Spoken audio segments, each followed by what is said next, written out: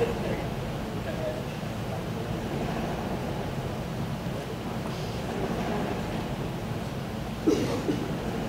vou falar um pouco para vocês, então, sobre os aspectos administrativos. É um pouco semelhante ao que a doutora Lídia já falou, mas eu vou acrescentar algumas coisas. A aposentadoria especial, ela é devida ao segurado empregado, trabalhador avulso e contribuinte individual. O segurado empregado de empresa, acho que tem maiores esclarecimentos a respeito do segurado empregado. O trabalhador avulso, ele não é comum na nossa região. Geralmente, o trabalhador avulso é aquele que trabalha em portos, com embarcações. É nesse ramo mais que é contratado o trabalhador avulso por meio do sindicato, né, da categoria, que é só por meio do sindicato da categoria que é contratado esse tipo de trabalhador, que é o avulso. E o contribuinte individual, ele é o antigo autônomo, né? Porque antigamente esse tipo de contribuinte ele era chamado como o autônomo, né? Que trabalha por conta própria. Hoje ele é contribuinte individual, assim como os empresários, todos ficaram na mesma classe, né? Que são os antigos autônomos empresários, hoje eles são chamados como contribuinte individual. E no caso da aposentadoria especial, só tem direito o contribuinte individual, que é aquele que trabalha como cooperado, filiado à cooperativa de trabalho ou produção. Ou seja, aquele contribuinte individual, prestador de serviço. Ele é contribuinte individual, mas ele presta serviço a uma empresa, ou ele trabalha aí numa cooperativa, que também é um prestador de serviço. E esses tipos de trabalhadores, para ter direito à aposentadoria especial, tem que ter trabalhado em condições especiais que prejudiquem, né, a saúde e aí a sua integridade física. Então, tem que ser comprovado o tempo de trabalho permanente, não ocasional nem intermitente, como já mencionou a doutora, tem que estar especificamente naquele local de trabalho e habitualmente, permanentemente exposto àquela atividade que prejudica a integridade física.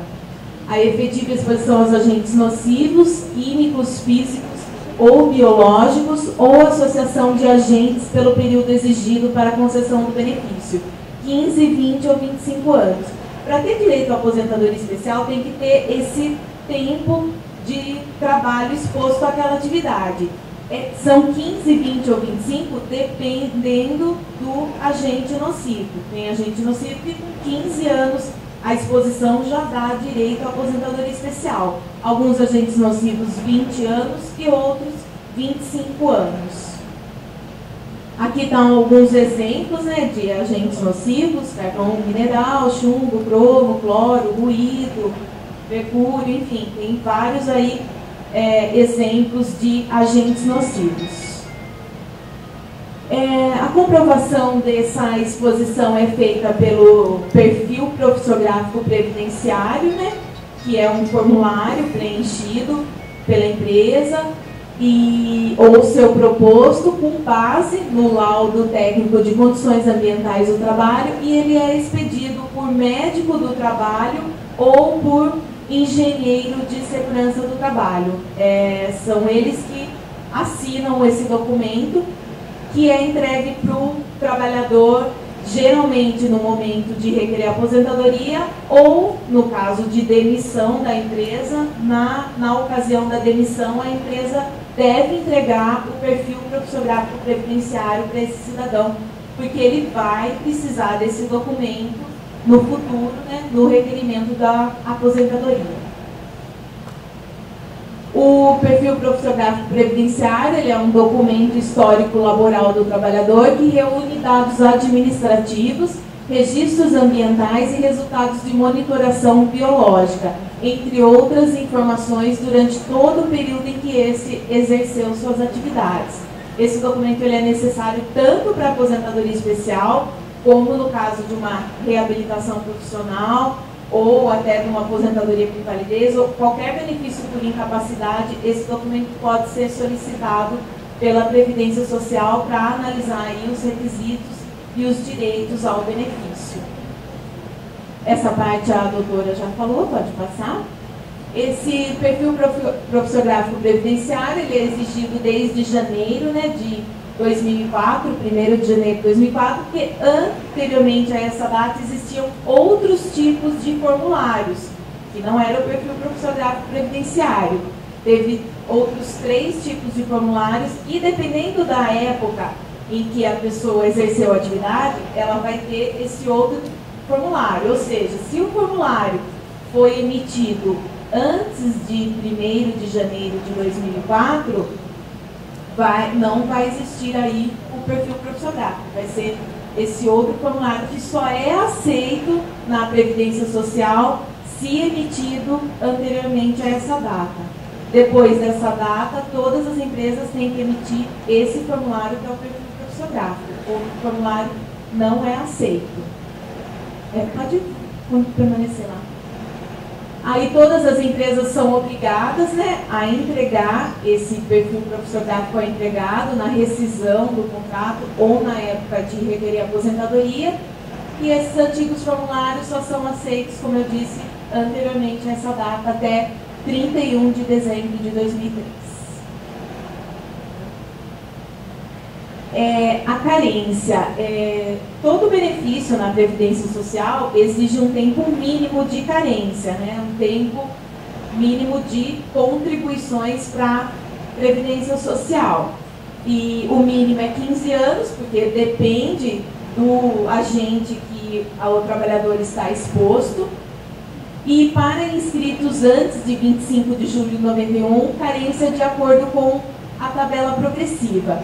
Porque antes de 25 de julho de 91, que quando foi publicada a Lei 8.213, existe uma tabela progressiva que aceita número inferior a 15 anos, mas isso seria só para quem já está inscrito antes e também, claro, condicionado ao agente que o trabalhador está exposto. O valor da aposentadoria especial é 100% do salário de benefício. O salário de benefício, ele é calculado de acordo com as contribuições efetuadas para a Previdência Social de julho de 94 até hoje, para pessoas que estão inscritas antes de dezembro de 99. A partir de dezembro de 99, vai entrar no cálculo, no período básico de cálculo para uma aposentadoria, todas as contribuições. Mas para quem já exerce atividade remunerada, ou seja, já está inscrito na Previdência Social antes de 16 de dezembro de 99, entra no cálculo da aposentadoria todas as contribuições de julho de 1994 até a data que houve o requerimento da aposentadoria.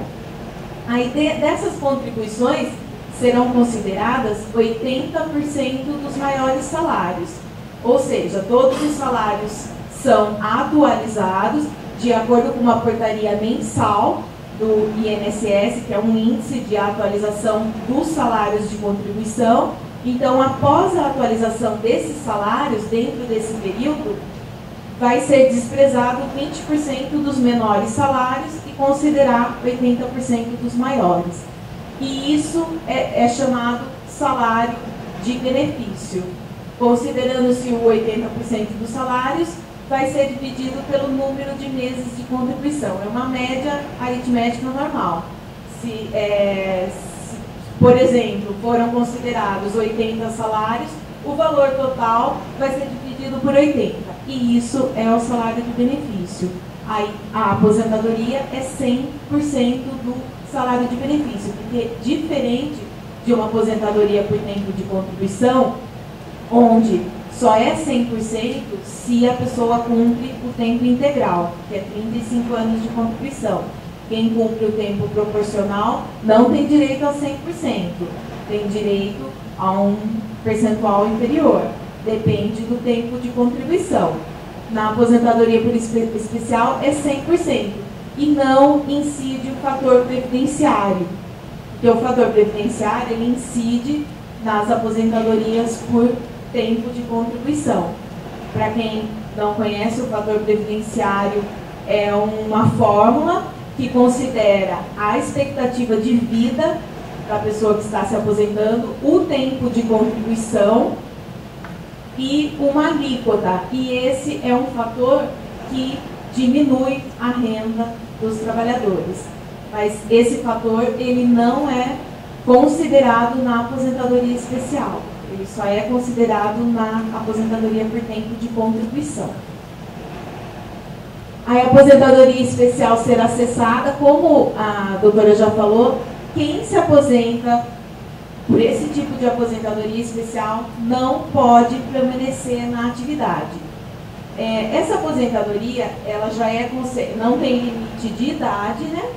E ela também é uma aposentadoria mais vantajosa em relação às demais, como a aposentadoria por idade e a aposentadoria por tempo de contribuição, pelo fato dela considerar 100% do salário de benefício e não incidir fator previdenciário.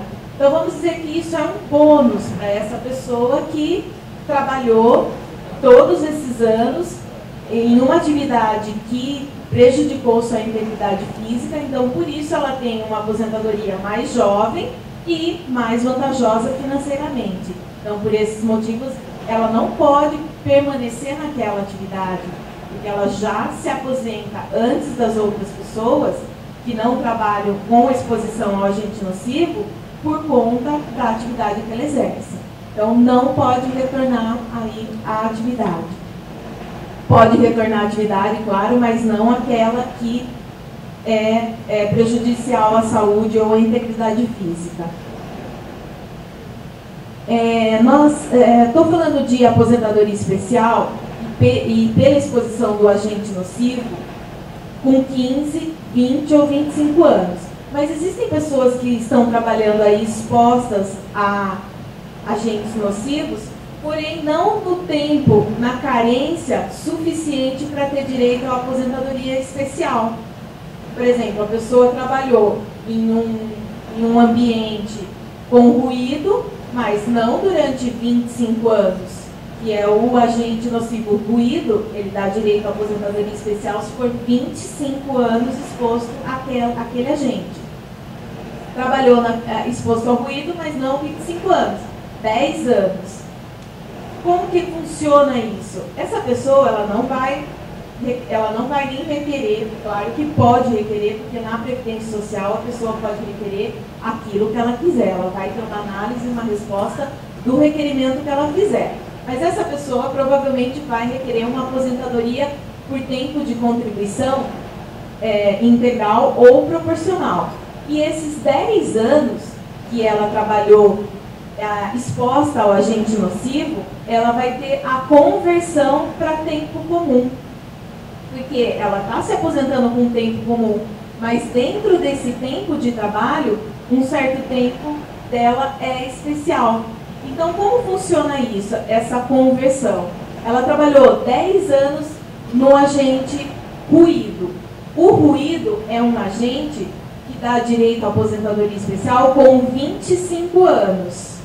Então, ela vai ter se ela vai se aposentar com 35 anos, qual é a carência para uma aposentadoria por tempo de contribuição? São 35 anos. Ela vai ter um fator aí de 1,4, ou seja, esses 10 anos vai ter um acréscimo de 40%. Então, os 10 anos vão ser 10 anos mais 40% de 10 anos. Ou seja, vai dar 14 anos. Os 10 anos vão virar 14 na contagem aí do tempo. E assim funciona. Ali, só volta na tabela. É porque como os agentes nocivos são 15, 20 e 25, na tabela tem que se considerar o agente que é exposto. Se for um agente que dá direito a 25 anos, vai na linha ali do 25. Se eu dei um exemplo agora de 35 anos, que é um homem se aposentando, né, aposentadoria aí, integral, 35 anos. E se for uma mulher que trabalhou 10 anos com exposição ao agente ruído, ela vai ter 20% aí de aumento nesses 10 anos. Por que é um período inferior? Porque a mulher se aposenta antes do que o homem. O homem tem que cumprir 35 anos e a mulher tem que cumprir 30 anos. Então, ela vai ter o acréscimo ali, como ela se aposenta com 30, vai na linha do 25 e ali na coluna dos 30 anos. 1,20, ela vai ter um acréscimo de 20%. Então, ali fala que essas condições especiais estão previstas. Então, para saber se o agente nocivo que eu estou exposta dá direito a 15, 20 ou 25, tem que pesquisar nos decretos que também já foram apresentados aqui pela doutora. Aí é um quadro comparativo da legislação, né? O período, os decretos 53.831 de 64 e 83.080/79, que existiu o enquadramento aí por categoria profissional, né? O agente nocivo, que hoje já não existe mais o enquadramento por categoria profissional, a não ser que, como já foi dito aqui, é considerado a legislação da época. Então, se você está requerendo um período especial trabalhado nessa época aí, até 95, vai ser enquadrado por categoria se der esse direito, que é considerado, embora hoje não exista mais, na análise da atividade especial vai ser considerado o período em que a pessoa prestou aquele trabalho. Aí a medida provisória 1523/96, a lei 9.528 de 1997, após 14 de outubro de 96, teve a exigência de laudo para todos os agentes nocivos.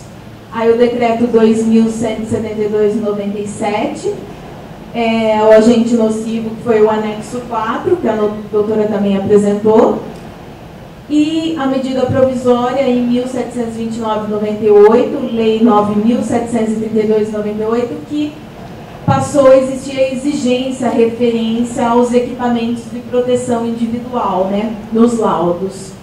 O decreto 3.048/99, também em relação ao agente nocivo, anexo 4. Decreto 4.882/2003, que considera os limites de tolerância da legislação trabalhista.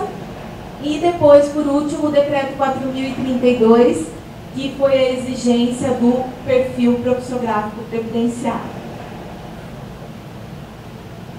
As aposentadorias são irreversíveis e irrenunciáveis. Depois que receber o primeiro pagamento ou sacar o piso e o fundo de garantia, o segurado não poderá desistir do benefício. Esse cálculo, como eu falei para vocês, até aqui, acredito que até foi difícil de vocês entenderem, é o período básico de julho de 94 até hoje, 80% dos maiores salários, despreza 20%. Isso é muito complexo. É até complicado, até mesmo fazer esse cálculo, para qualquer pessoa seria complexo. Chegar, eu quero me aposentar, e agora? Eu me aposento, eu espero mais um pouco, trabalho mais um pouco, peço mais para frente, quando eu estiver mais velho. Isso até para quem não vai se aposentar da forma especial, vai requerer uma aposentadoria por tempo de contribuição, na qual incide o fator previdenciário. Essa pessoa tem que pensar muito para pedir aposentadoria, porque o fator previdenciário leva em consideração a idade, né, a expectativa de vida da pessoa. E como esse cálculo é complexo, o que geralmente a gente orienta as pessoas que estão indecisos em relação a pedir aposentadoria? A pessoa pede a aposentadoria, se atender todos os requisitos, vai ser concedida essa aposentadoria e a pessoa vai receber a carta de concessão do benefício. Nessa carta de concessão, ela vai saber qual é a renda mensal da aposentadoria dela. Recebeu a carta, não gostou da renda, pode desistir da aposentadoria. Não pode receber nenhum pagamento. Não recebeu a carta, não pode ir lá correndo no banco, retirar o pagamento, depois ir lá no INSS e falar, não vou querer. Não pode. Tem que receber a carta, vai no INSS, leva a carta, fala, ó, recebi a carta, pede por escrito, eu não vou querer me aposentar agora, vou trabalhar mais um pouco e vou pedir mais para frente. Quando recebe a carta de concessão da aposentadoria, junto com essa carta já vem a carta para retirar o PIS e o fundo de garantia. Então, claro que se vai desistir da aposentadoria, também não pode retirar o PIS e o fundo de garantia. Tem que devolver todas as cartas e não sacar nada. Ou seja, não pode fazer nada que dá direito no momento que se aposenta. Se vai desistir, não retira qualquer pagamento, nem o PIS e o fundo de garantia, desiste e, quando quiser, pede novamente. E é bom que já vai saber que já atende todos os requisitos e pede no momento oportuno aí da vida. É só isso que eu tinha para falar. Obrigada.